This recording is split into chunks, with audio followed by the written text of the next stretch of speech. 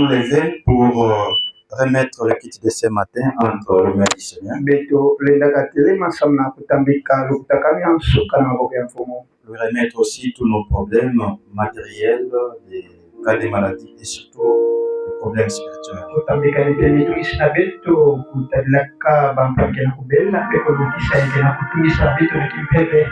Nous souvenons aussi de ces serviteurs qui sont encore en détention.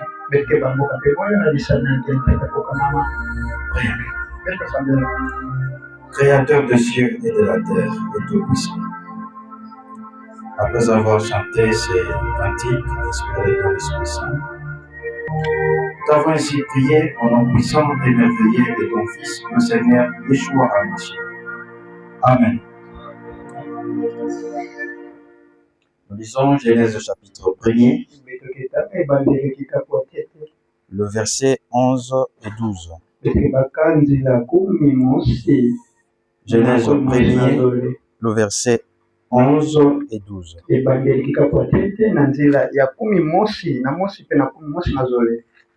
Ensuite, nous prendrons Matthieu 28.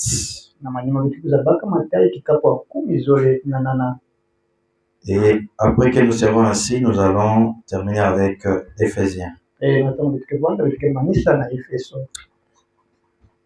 Genèse 1er, verset 11. Oui, Dieu dit que la terre produise de la verdure, de l'herbe portant de la semence, des arbres fruitiers donnant du fruit selon leur espèce.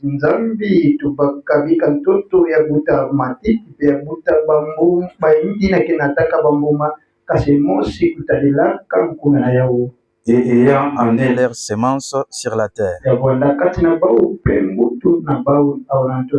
Et cela fit ainsi. La terre produisit de la verdure, de l'herbe portant de la semence selon son espèce, et des arbres donnant du fruit et ayant en eux leur semence selon leur espèce.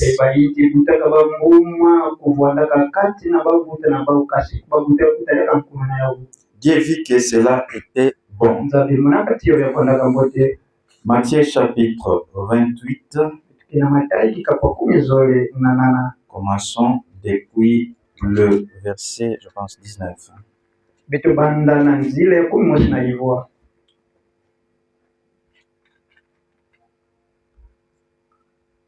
Allez, faites de toutes les nations des disciples, le baptisant au nom du Père, du Fils et du Saint-Esprit. Et enseignez-leur à observer tout ce que je vous ai prescrit. Et voici, je suis avec vous tous les jours jusqu'à la fin du monde. Vous pouvez vous asseoir. Nous prenons Éphésiens chapitre 5, le verset 22. Femme, que chacune soit soumise à son mari comme au Seigneur.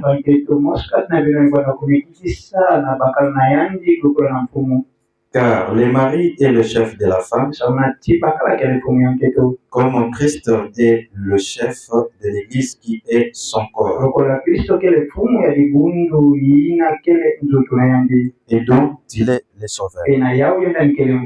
Puisse le Seigneur ajouter encore ses riches bénédictions à l'extérieur de sa parole. Nous lui sommes reconnaissants de nous avoir accordé encore le souffle de vie et cette occasion pour venir les servir. Vraiment, il fait très froid, très frais à l'égide. Et c'est le rôle des mamans. De savoir habiller les enfants. Pour vraiment bien habiller les enfants pour les protéger du froid. C'est le travail que la parole de Dieu vous donne. Vous pouvez lire ça dans le titre. L'apôtre Paul instruit Tite d'enseigner aux femmes âgées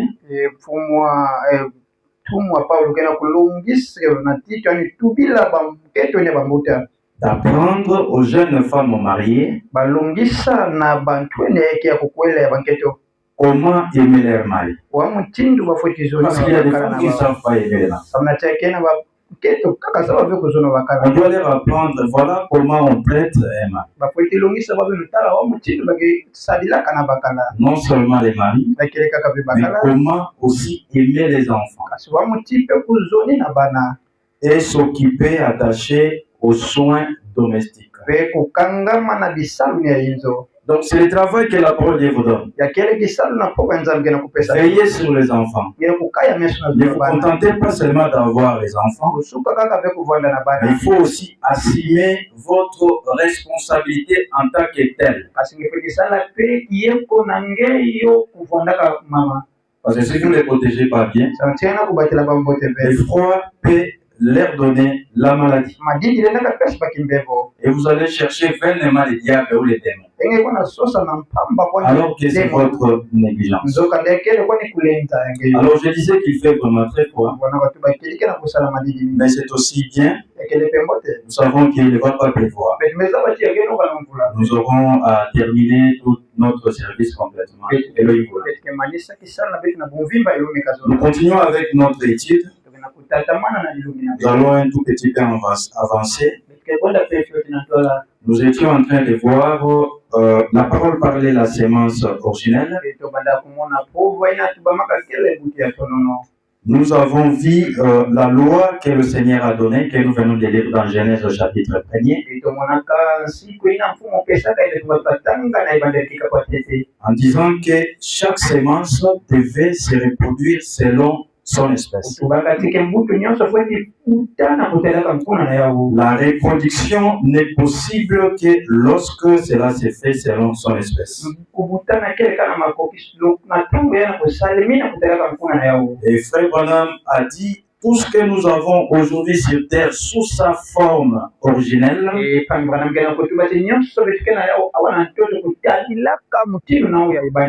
c'est la parole parlée de Dieu. Dieu a utilisé sa parole pour amener à l'existence et ce qui est visible et ce qui est invisible.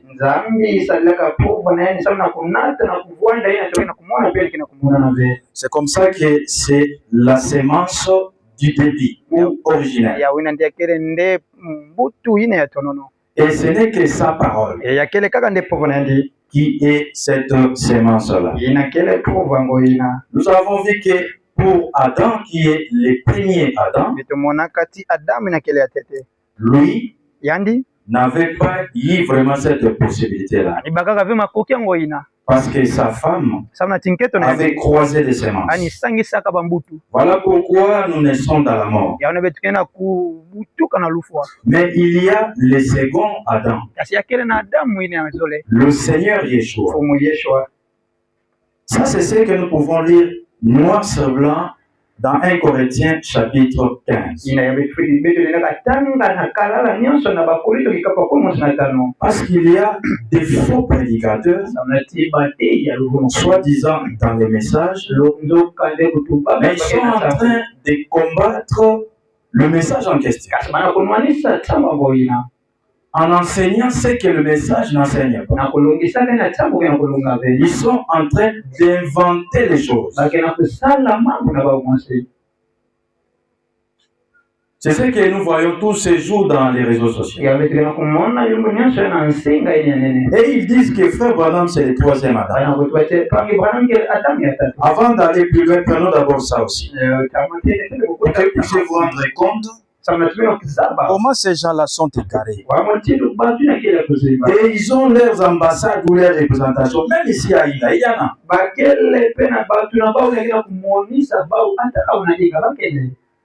Des faux. Dans 1 Corinthiens chapitre 15, le premier verset, nous voyons déjà là-bas, et l'apôtre Paul dit aux Corinthiens, je vous rappelle, frères, l'évangile que je vous ai annoncé, que vous avez reçu, dans lesquels vous avez persévéré, et par lesquels vous êtes sauvés. C'est l'évangile qui sauve. Comme nous l'avons chanté dans l'un des cantiques, allez amener la bonne nouvelle aux gens, pour que ces gens-là soient sauvés. Mais c'est par l'évangile que les gens peuvent être sauvés. Et la condition, si vous les retenez dans les termes où je vous l'ai annoncé.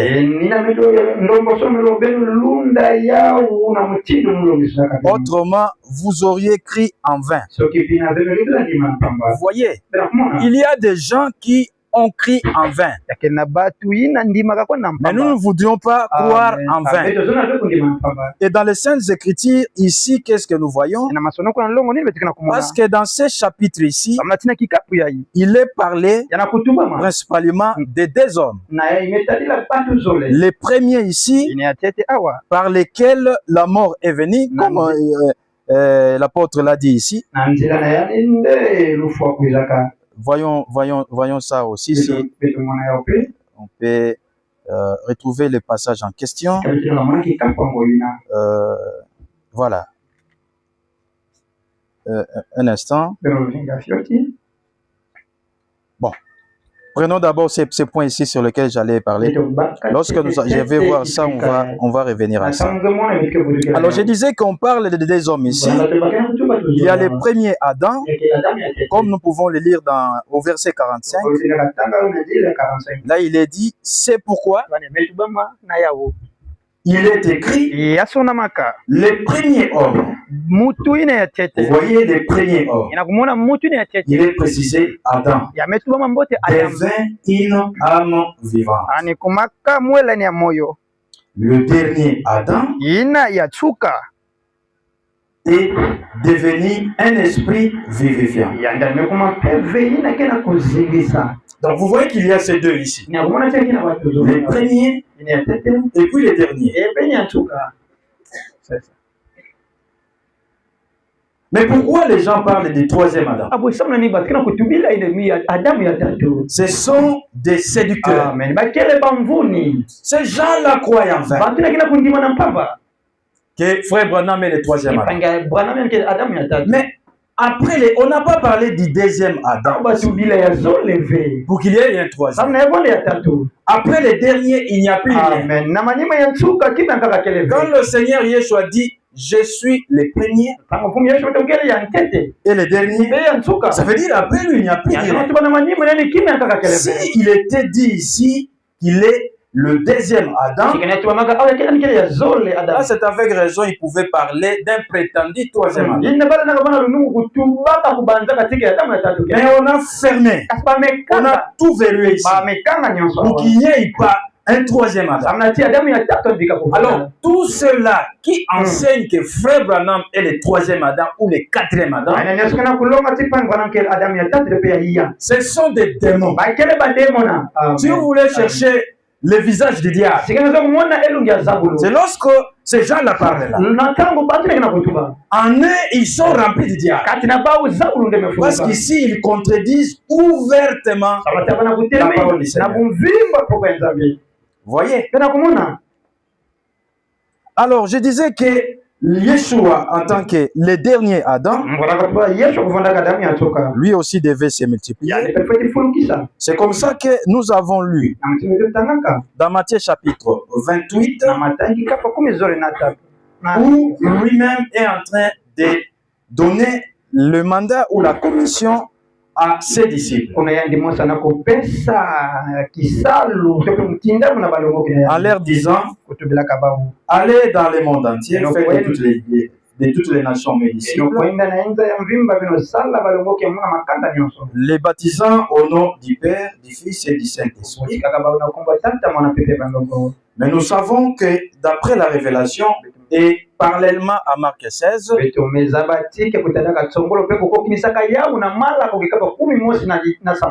devait les baptiser en dedans de son nom, donc au nom du Seigneur. Alors, cette commission-là a été donnée à ses disciples qui formaient son corps.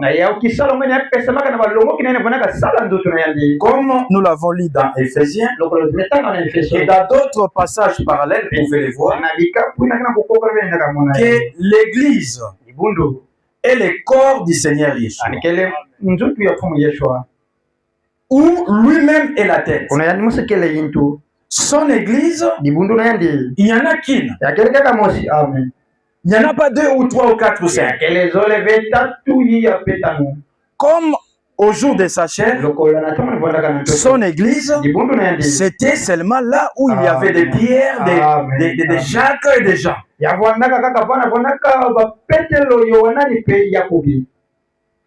En dehors de ces gens-là, ce n'était pas son église.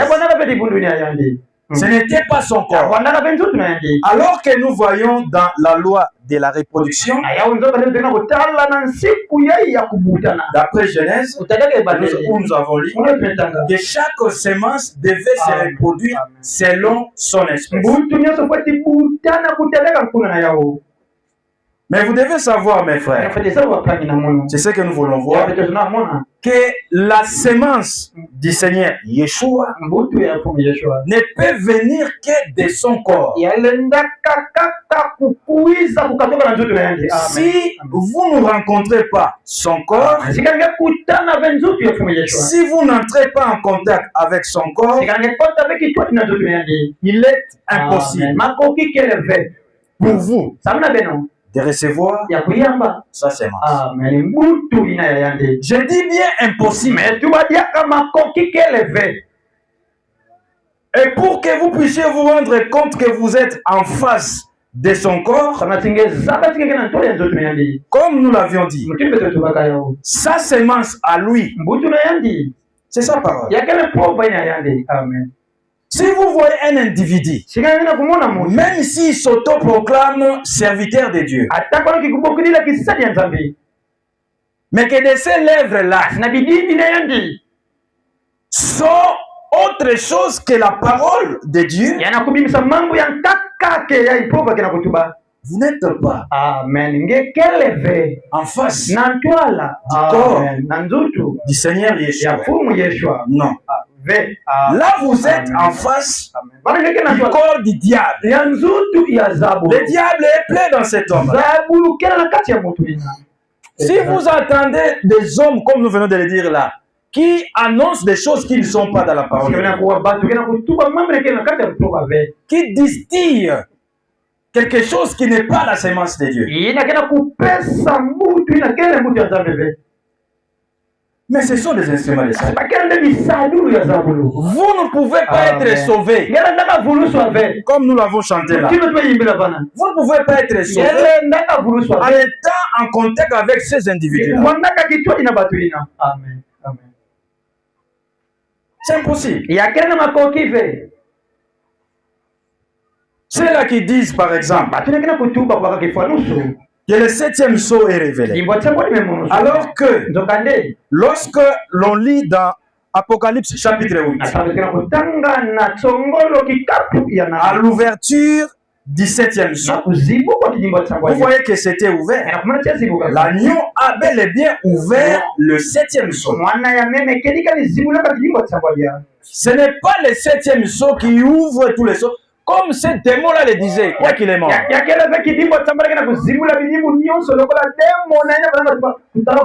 Il disait, c'est le 7e sceau qui ouvre tous les sceaux par les 7 tonnerres. Démon. Maintenant, si c'est le 7e sceau qui ouvre tous les sceaux, et lui-même le 7e sceau, qu'est-ce qu'il ouvre? Et puis les gens sont devant lui. Des gens, selon les hommes, qui sont plus importants que vous. Mais on leur dit que le 7e sceau a des mains. Ça, c'est la folie. Parce que si le 7e sceau doit ouvrir, mais il doit avoir des mains. Et vous ajoutez aussi les pieds. Mais nous pouvons lire textuellement que c'est l'agneau qui a ouvert tous les 7 sceaux et a révélé les 6 premiers sceaux. À l'ouverture du 7e, il y eut un silence d'environ une demi-heure. Il n'y a rien à l'intérieur pour comment vous avez la révélation? Quelqu'un qui dit que c'est révélé, alors là, vous êtes devant le diable.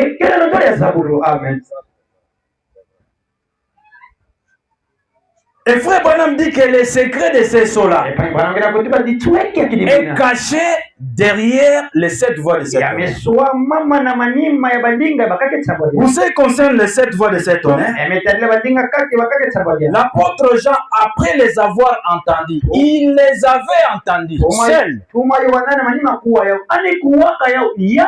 Il était seul là, sur l'île de Patmos. Il n'y avait aucun démon prédicateur congolais avec lui là. Il était seul à les avoir entendus. Mais lorsqu'il s'apprêtait à écrire ça, la voix venant du ciel lui a dit: n'écris pas ce qu'on dit les 7 voix de cet homme. Celle-là. Maintenant, vous qui dites que vous avez la révélation de ces 7 tonnerres, alors vous montrez clairement que vous êtes un agent du diable. Vous êtes plein de diable. Là, nous sommes en train de vous faire voir les porteurs des semences du diable qui ne peuvent jamais être le corps du Christ. Même si vous êtes en contact avec eux et ils prononcent le nom de Dieu, mais vous ne pouvez pas être sauvé parce que ce qu'ils donnent là, ce n'est pas la sémence de Dieu, ce n'est pas la parole de Dieu. Quand toujours ces démons-là disent que le ciel n'est pas là-haut, alors que nous pouvons lire dans Acte 2 là, le jour de la Pentecôte, l'apôtre Pierre, récitant la prophétie de Joël, il dit qu'il y aura des signes là-haut dans le ciel. Donc le ciel c'est là-haut. Un individu qui parle comme ça, même s'il parle comme un prêtre, c'est un démon. S'il aura l'occasion de suivre ces images, qu'il sache qu'il est un démon. Si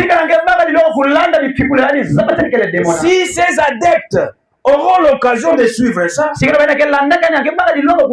qu'ils sachent qu'ils ne sont pas en contact avec le corps du Christ. S'ils ont souci de leur âme, s'ils veulent être sauvés, ils doivent se repentir. Ils doivent vomir ces saletés-là et accepter la vraie sémence de Dieu qui est apportée à travers son corps. Qui confirme que le ciel c'est bel et bien là-haut. Vous êtes assis là, mais vous voyez que vous êtes assis, les pieds touchent le sol, mais la chaise c'est au-dessus. C'est-à-dire que le ciel c'est vraiment là.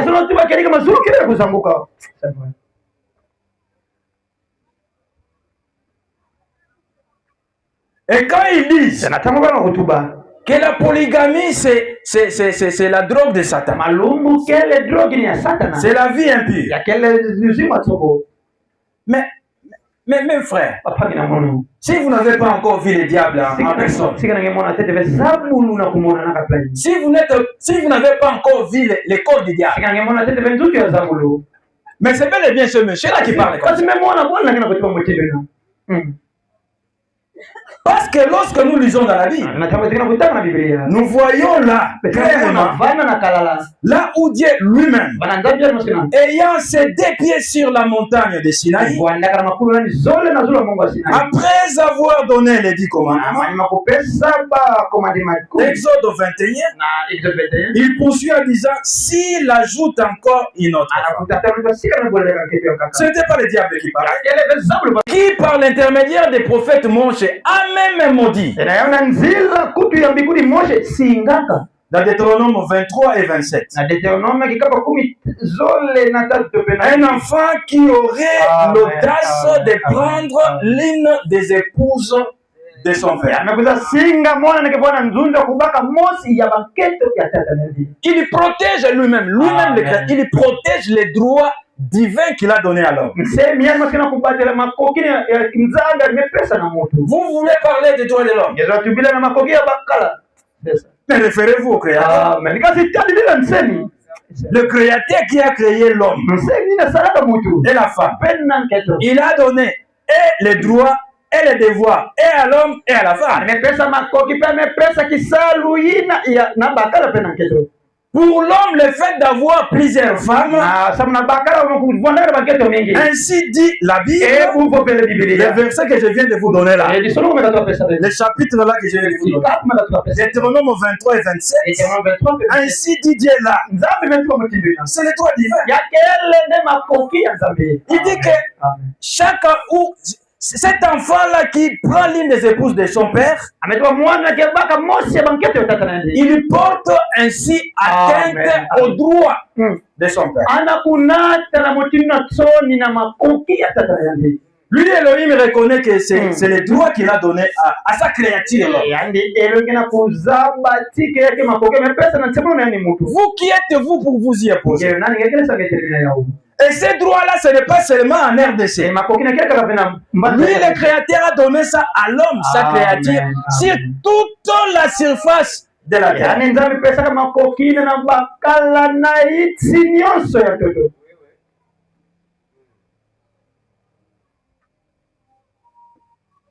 Ça, c'est la sémence de Dieu.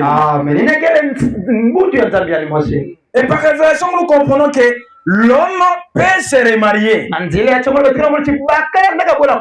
Nous répétons ça aussi fidèlement. Pas droit.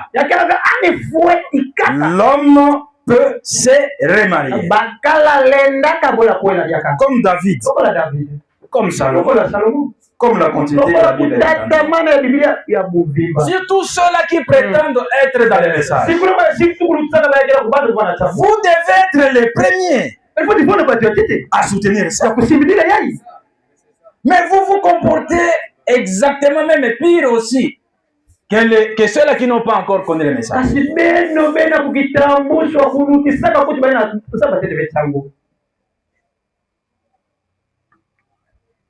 Je disais que vous ne pouvez recevoir la sémence d'Elohim, du Seigneur Yeshua, seulement au travers de son corps. Vous voulez avoir la vie éternelle. Vous voulez que Yeshua se reproduise en vous,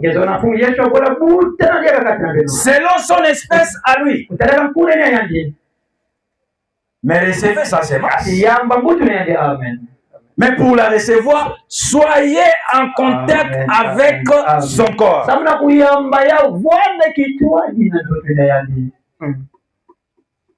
Si vous n'êtes pas en contact avec son corps, impossible de recevoir sa sémence. Impossible que vous soyez encore engendré d'en haut. Impossible que vous ayez la vie de Dieu. Impossible que vous ayez le respect à la Bible. Vous allez commencer toujours à tripoter ça. Tout ça parce que vous n'avez pas été en contact avec son corps.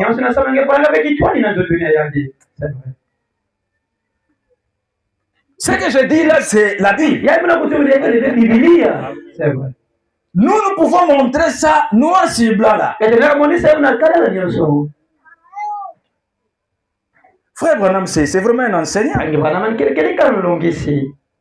Alors, quand il a pris le passage d'Éphésiens, là où nous avons lu, je me disais, mais quelle connexion il a fait. C'est ça.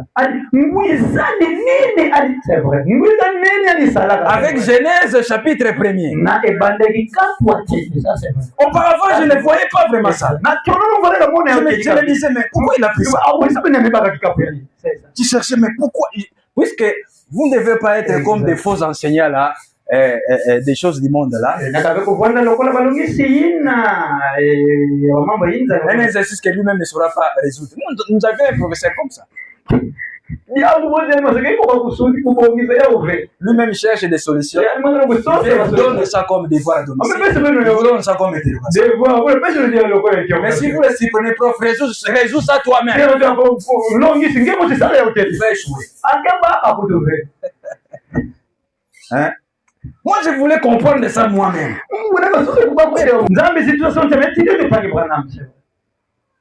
Parce que vous pouvez lire ça, Genèse, que chaque semence se reproduit selon son espèce. Et puis, l'église, c'est le corps de Christ. Vous ne voyez pas la connexion.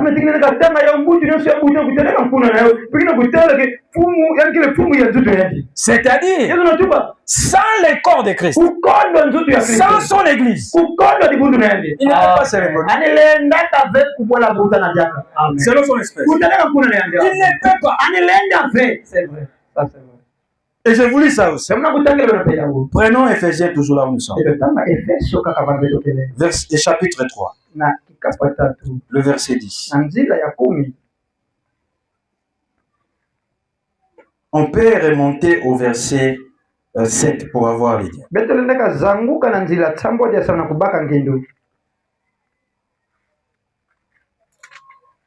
C'est ça qu'on avait lu la fois passée, donc on peut poursuivre. Remontons au verset 6. Ces mystères, c'est que le païen sont co-héritiers. Vous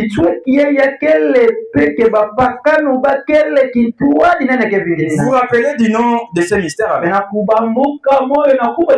C'était quoi? Les noms de ces mystères. Parce que nous avions dit que dans la Bible, chaque mystère porte son nom. Ceux-là qui prétendent être dans les messages, ils ne voient pas ça. C'est comme ça qu'ils peuvent prendre le 7e saut, ils mettent ça à la place de 7 tonnerres, ils prennent le mystère de Dieu, ils mettent ça à la place de 7 tonnerres. Des embryés. C'est quel mystère? Il a appelé ça comment? C'est ça. Mais le nom qu'il a des... C'est toujours là. C'est ça qu'on avait vu, je ne sais pas, c'était quel jour? Les mardis. Oui. Hein? C'est ça le mystère en question. Hein? Les contenus. Mais les noms de ça.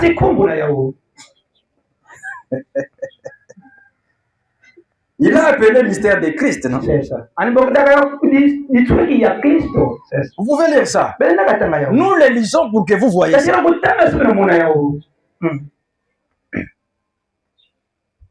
À ne pas confondre avec le mystère de Dieu.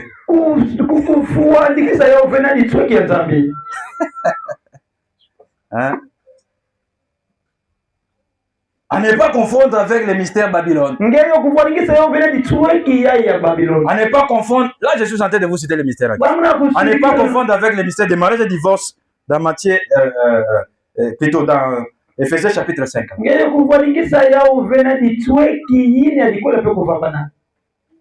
Là, ce sont les différents mystères que nous avons dans la Bible. Alors, il dit ces mystères, c'est que les païens sont co-héritiers, forment un même corps et participent à la même promesse en Yeshua.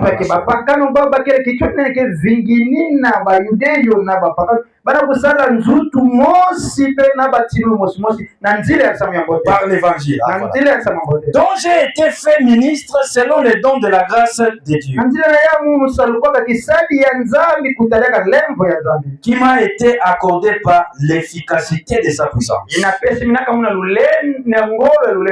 À moi qui suis le moindre de tous les saints. Voilà les sentiments qu'il avait en parlant qu'il était le moindre. Mais voyez quelle dose de connaissances il avait. Mais il s'humilie. Et moi j'ai remarqué, j'ai souvent remarqué, les gens qui ne connaissent pas vraiment, ce sont des orgueilleux. Mais celui qui connaît, il continue toujours à ça. Les moindres de tous. Cette grâce a été accordée d'annoncer aux païens le richesse incompréhensible de Christ. Et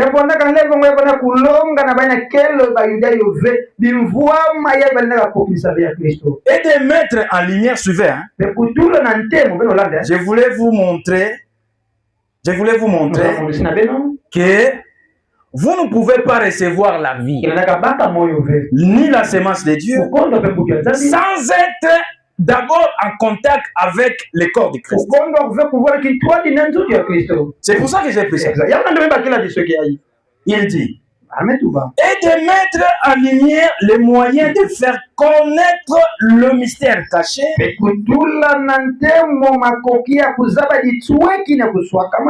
toute éternité en Dieu qui a créé toutes choses. Écoutez maintenant le verset 10. C'est pourquoi les de vous repentir, de demander pardon à des choses peut-être pour lesquelles vous n'avez pas à demander pardon. Quand par exemple ils disent, si vous avez 3 femmes, renvoyez les 2. Reste avec eux. Répands-toi de les avoir eues. Ça, ce n'est pas le corps de Christ. C'est le corps du diable. Parce qu'on ne doit pas se repentir d'avoir plusieurs femmes, ses propres femmes. Sinon, si vous le dites, c'est que Dieu serait le premier à se répandre. Parce que nous venons de le dire. C'est lui qui en parle dans Exode 21. Et c'est lui qui a fait de David polygame.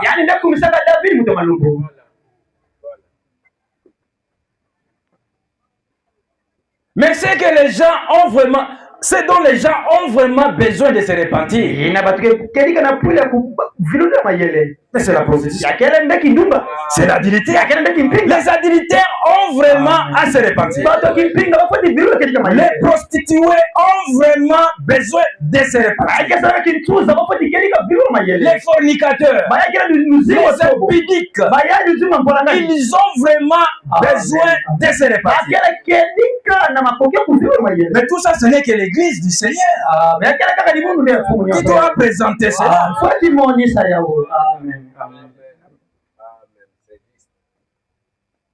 On dit, le Saint-Esprit ne s'attend pas avec l'odeur de l'alcool.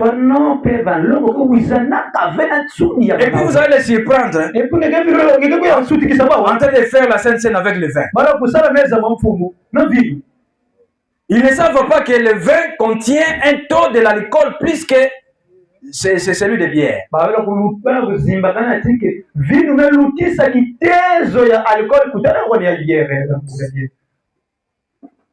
Ils sont comme on le dit là, comme des ngando, des crocodiles qui fuient la pluie, mais dans les fleuves, dans l'eau.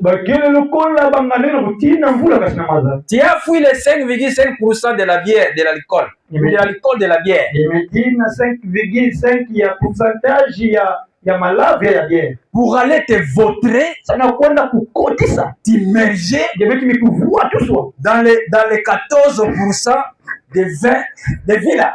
14% Parfois, ces gens-là me font pitié. Et d'autres se tournent même vers le whisky. Où il y a 45% de taux d'alcool. Mais il fuit la bière là de 5,5. Toi, tu es crocodile.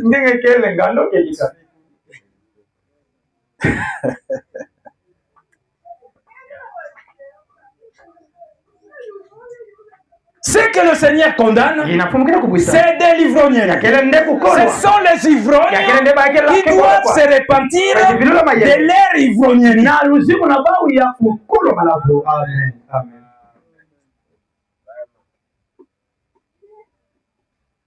Mais si vous dites que le Saint-Esprit ne s'attend pas avec l'odeur de l'alcool,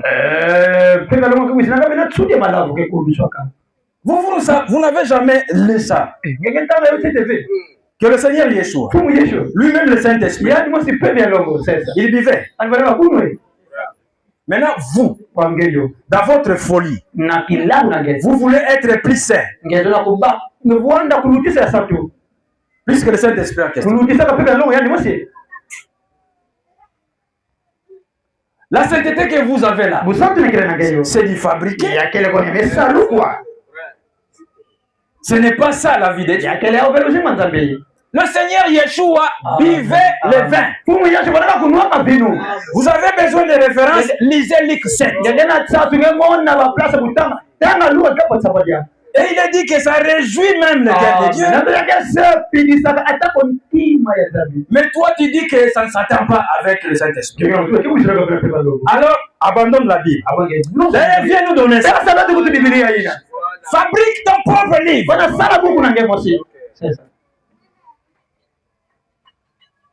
Donc, nous voyons là que c'est par l'Église, par le corps du Christ, que la connaissance, que la parole, que la sémence peut sortir.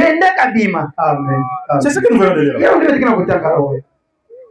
Donc, si vous n'êtes pas en contact avec cette église-là, si vous n'êtes pas en contact avec ce corps-là, pour vous, il n'y a pas de pardon.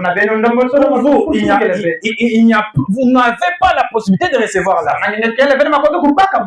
Pour vous, le Seigneur Yeshua ne peut pas se reproduire en vous selon son espèce. Vous serez à l'image des dénominations. Lisons les commentaires de Frère Branham. Nous sommes dans la parole parlée de la sémence originelle. Moi, je lis la traduction de Lausanne ou Suisse. Pour ceux-là qui ont la version du Canada, vous pouvez commencer depuis le paragraphe 387.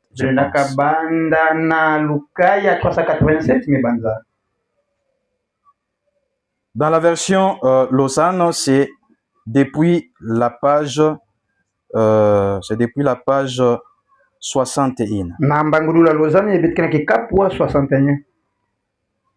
Écoutez ce que Frère Branham dit à propos de ce que nous sommes en train de voir.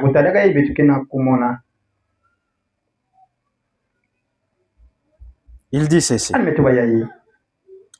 Selon la disposition des paragraphes en question,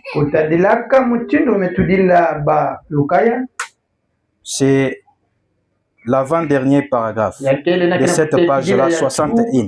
Et puis nous allons continuer. Il dit ceci. Il est la parole sémence dans son corps, lui Christ. Je reprends. Lui Christ. Il est la parole sémence dans son corps. Dans son église. Lui en nous. Je peux remonter pour que vous voyez l'harmonie avec ce qu'on a lu là. Un tout petit peu les paragraphes précédents là. C'est ici la puissance de l'église croyante. Christ a tout pouvoir dans le ciel, sur la terre. Le croyez-vous? Mais nous devons croire parce que c'est ce que nous avons lu dans la matière. Alors qu'en est-il s'il est en vous? Christ a-t-il tout pouvoir? Matthieu 28, 18. Là que nous avons lu. Il dit bien. Il est la parole sémence dans son corps. Lui en nous devient la parole sémence en nous. Tout ce que Dieu était, il l'a versé en Christ. Et tout ce que Christ était a été versé dans l'Église. C'est cela le pouvoir. Maintenant, soyez attentifs à ceci. Oui, ben zibula vraiment makutu. Maintenant, soyez attentifs à ceci. Souvenez-vous de la loi de Dieu concernant la reproduction. Souvenez-vous-en. C'est chacun selon son espèce. N'est-ce pas vrai? Mais c'est vrai. C'est ce que nous avons lu dans Genèse chapitre 1er et puis le verset 11. C'est ça la loi de Dieu. Pour la reproduction. La sémence de Christ, la parole doit venir par l'intermédiaire de son corps. Ah, mais c'est vrai. C'est vrai. Voilà l'enseignant.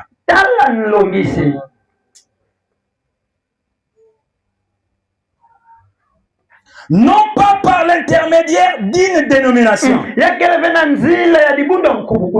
vous dis, mes frères et sœurs, ici à Inga, en dehors de nous, la sémence de Christ, vous ne la trouverez nulle part. Même si ces gens-là ouvrent les Bibles. C'est comme ça que nous disons. Dans toutes ces congrégations-là, il n'y a pas de gens qui sont nés d'en haut là-bas. Mais comment vont-ils recevoir la sémence? Comment vont-ils recevoir la parole de Dieu? C'est que nous venons de vous présenter là, les fausses doctrines là. Mais c'est ce qu'ils enseignent là. Il dit ceci. Mais par l'intermédiaire d'une sémence née de nouveau. Une sémence de la parole. Elle doit venir au travers d'elle. Souvenez-vous-en bien. Ne l'oubliez pas vous. Comme ça, vous serez fiers d'être ici. Vous ne serez pas tentés d'aller ailleurs. Vous n'allez pas nous comparer avec ces autres dénominations. Il dit, la sémence de Christ. Comment vient ma sémence? Ça, c'est la question qu'il pose. Si vous ne voulez pas comprendre, si vous avez des difficultés pour comprendre,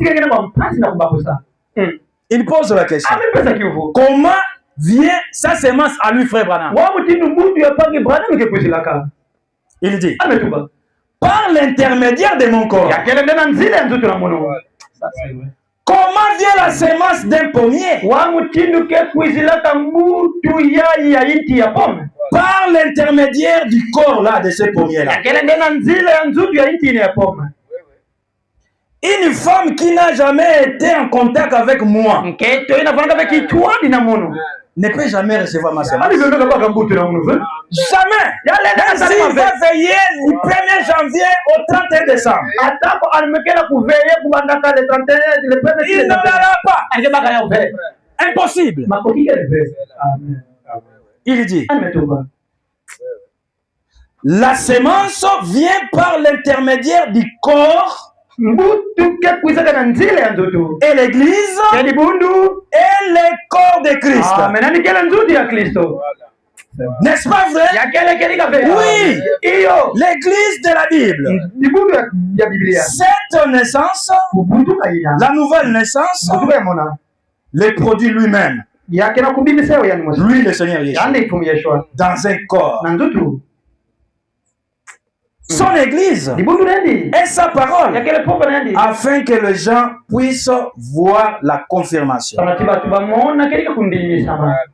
Nous sommes à la page 62. Nous descendons un peu bas.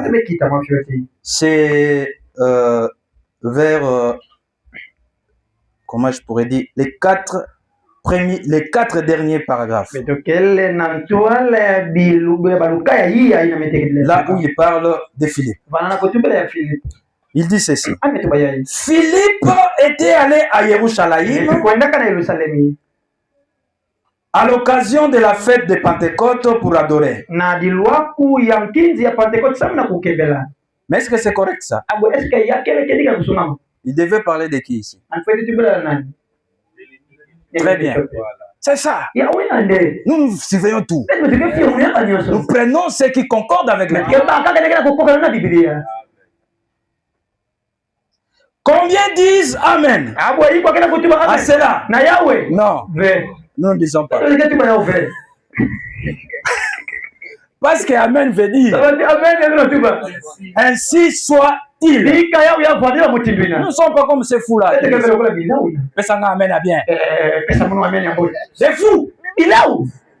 Amen, on ne donne pas ça à quelqu'un. Pesanga Amen à bien. Ah, les prédicateurs d'aujourd'hui. Ils n'ont rien à voir avec la vraie Bible. Amen à bien. Avec sa voix-là, rock enroué.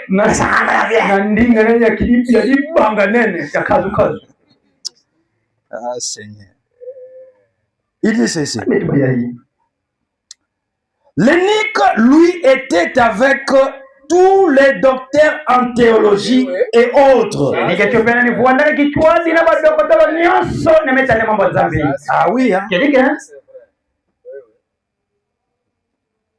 Ça, c'est formidable.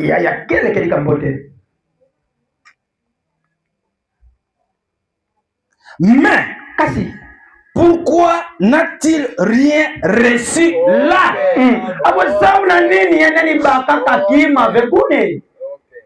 Il n'avait rien reçu. Parce qu'il rentrait. Il venait de culte, comme beaucoup aussi vont venir de culte aujourd'hui. Et il avait entre ses mains la lettre du message qui s'accomplissait ou qui s'était accompli. Mais sans comprendre. Pourquoi n'a-t-il rien reçu? Il revient en étudiant la prophétie d'Ésaïe. Bien que ce soit un ange qui conduit Philippe vers lui, le germe de vie, donc la sémence, devait venir par l'intermédiaire du corps. Et il précise là, ce corps-là, pour lui, c'était Philippe. Oh frère, maintenant nous sommes dans la ligne. Ah oui. Comment est venu le germe? Par l'intermédiaire de l'ange? Non. L'ange lui montra où aller. Un ange, c'est un messager. Mais ici, c'est un fils. Philippe avait le germe, la sémence. Donc, le message.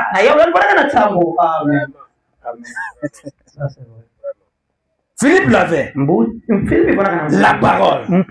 Je reprends ça. Philippe avait le germe, c'est-à-dire le message, c'est-à-dire la parole. C'est ainsi qu'un enfant peut naître. Philippe, lui, imposant les mains. Philippe les baptisa au nom de Yeshua HaMashiach. C'est alors que vint l'Esprit de Dieu. Assurément. Le germe devait donc venir du corps. De quel corps? Du corps de Christ. C'est vrai. Et Philippe était un membre du corps. Maintenant, écoutez ceci. La même chose arriva dans Acte 10. Ce que nous avons dit la fois passée. Pierre était sur les toits de la maison. Un ange le dirigea vers la maison de Corneille. Mais d'où vint la parole?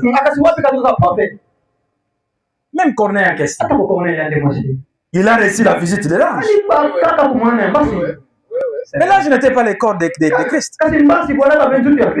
Il était incapable Amen. de lui transmettre ça.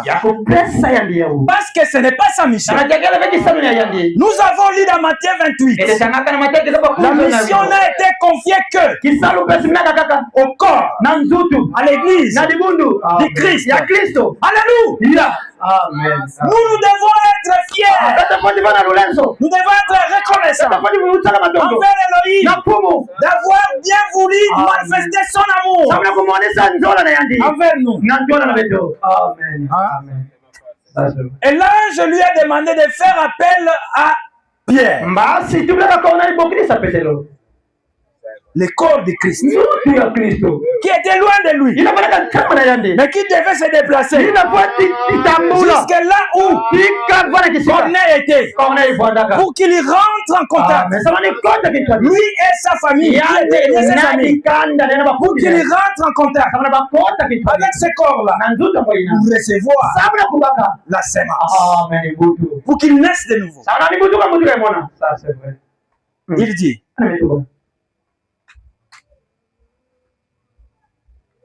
je me sens plutôt bien. J'ai l'envie de continuer le voyage. Un ange vint et lui dit, ne t'inquiète pas, ne regarde pas cela comme impur. Va de l'avant, ne pense à rien. Et tandis que Pierre prononçait ces mots, pas l'ange. C'est vrai. Pas l'ange, hein? Pas les cardinals. Il y a quel évêque cardinal? Les cardinals ici remplacent tous ces corps-là qui ne font pas partie du corps de Christ.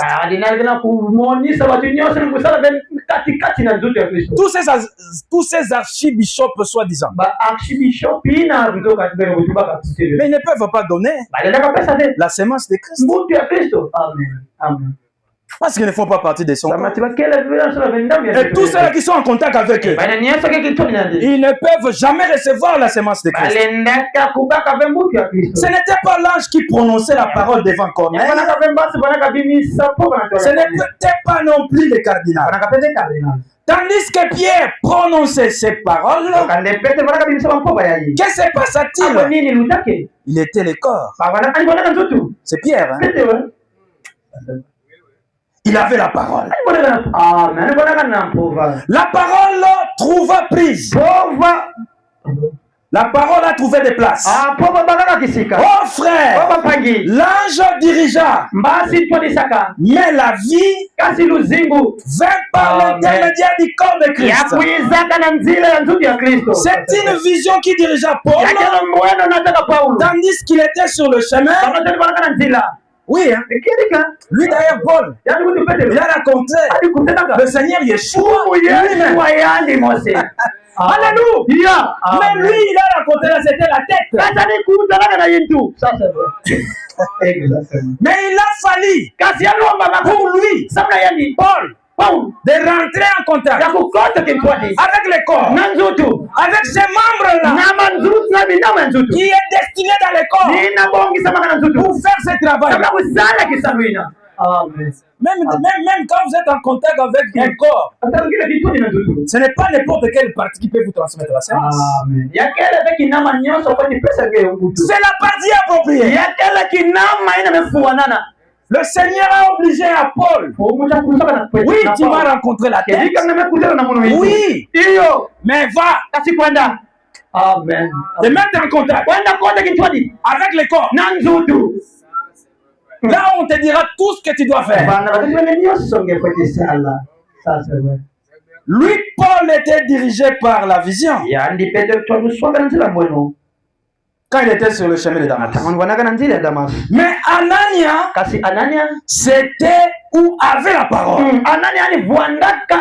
Amen. Amen. Ce prophète Anania eut une vision dans laquelle une voix lui dit, va là-bas, lui imposer les mains.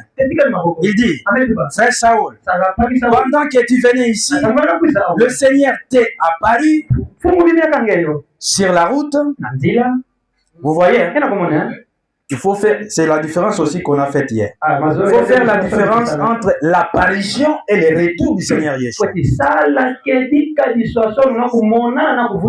Vous voyez que le Seigneur Yeshua était à Paris, à Paul, après sa résurrection, son ascension. Mais ce n'était pas le retour. Vous avez compris? Le Seigneur qui était à Paris là, sur la route, comment le savait-il? Lui, comment il le savait? Il avait la parole. La parole du Seigneur vient au prophète. Il prophétisa allant là-bas et il dit, il m'a envoyé ici pour que je puisse t'imposer les mains afin que tu guérisses et que tu reçoives le Saint-Esprit. Reçois la vue. La vue. Et les écailles tombèrent de ses yeux. Il s'éleva et fit baptiser au nom de Yeshua. Et s'est mis à étudier. Un ange dirigea cela. C'est vrai. Mais Paul, lui, il voulait parler de Paul encore. Mais il devait parler d'Anania. Mais Anania avait le germe semence. Vous avez vu l'importance de rencontrer le corps du Seigneur Yeshua. D'après la loi de la reproduction, chaque semence devait se reproduire selon son espèce. Et l'espèce du Seigneur Yeshua devait aussi se reproduire. Sa semence, c'est sa parole. Et sa parole-là, comme étant semence, ne se trouve que dans son corps. Son corps, c'est l'Église. Avant que vous receviez sa semence, vous devez rentrer en contact avec son corps. Vous devez rentrer en contact avec son Église. Même si vous rencontrez le Seigneur Yeshua lui-même, même si vous rencontrez un ange, tous vous obligeront de rencontrer le corps du Seigneur Yeshua qui est sur la terre pour que vous ayez la vie, pour que vous naissiez d'en haut. Que le Seigneur vous bénisse. Nous pouvons nous tenir pour remercier le Seigneur pour sa parole.